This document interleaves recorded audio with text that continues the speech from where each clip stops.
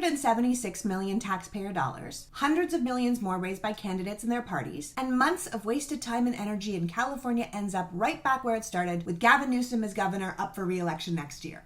That's hundreds of millions of dollars that could have gone to fighting wildfires, finding real solutions for our homeless problem, or fighting the virus. $276 million wasted by the very party that says it's too expensive to make sure America has clean drinking water or universal broadband. $276 million spent in a pathetic attempt to steal the state from its own majority. So after this exorbitant debacle, there really should be no question that the recall process needs to be adjusted. Only 20 states have the ability to recall a governor, but California's system is so foolishly easy. First, you only need signatures from 12% of the number of people who voted in the last election. But you do have to collect those signatures in a specific amount of time. Unless, of course, you're the California Republicans, who in this case couldn't get that done. So they went to court and they were given an extension. So 4 months after their deadline had passed, the Republicans were able to get that 12% to trigger the recall. Now, if that wasn't bad enough, as I said before, a recall election is not like a general election. There's literally no limit to the amount of people who can run. Everyone and their mother can throw their hat in the ring to replace the sitting governor. Political experience? Unnecessary. Ability to run the state? Nope. Great orator or even the ability to speak in a complete sentence? No. It is literally wide open to anyone. And then the burden falls on the sitting governor to get over 50% of the vote. If they can't, then whichever alternative gets the most votes wins. In 2003, when Arnold Schwarzenegger won the recall, 135 people were on that ballot. So you could theoretically have a sitting governor get 49.9% of the votes and lose to someone who got 6% of the votes. That's not a good system, especially for a state that has 1 out of every 8 people in America living here. We are already hopelessly underrepresented federally. We should at least have proper representation statewide. Personally, I've heard people say if you want to recall the governor, then the lieutenant governor should replace them until the next election. They've already been vetted and they're ready to lead. You get rid of your problematic leader, and you don't end up with some unprepared yahoo who thinks certain women are too ugly to sexually assault in charge of your state. But at the very least, the threshold to recall a governor should be so much higher. 12% is insane. Finally, much like a court case, I think we should consider placing at least part of the financial burden on the party who called the recall if it's not successful, especially if it's a blowout. Why should the taxpayers have to pay for political stunts? At the end of the day, I'm actually pro-recall. I think used properly, a recall can be a check on unfettered governmental power. I'm sure the good people of Texas and Florida and North Dakota and Tennessee would love the ability to recall their governor right now. I'm just saying it should be much harder to do, or the people who work in bad faith will only continue these sham power grabs to the detriment of everybody's time and money. So you're back in power now, Governor Newsom. Maybe add this to the list of your to-dos, because we would all really love to avoid this happening again. We got other stuff to focus on.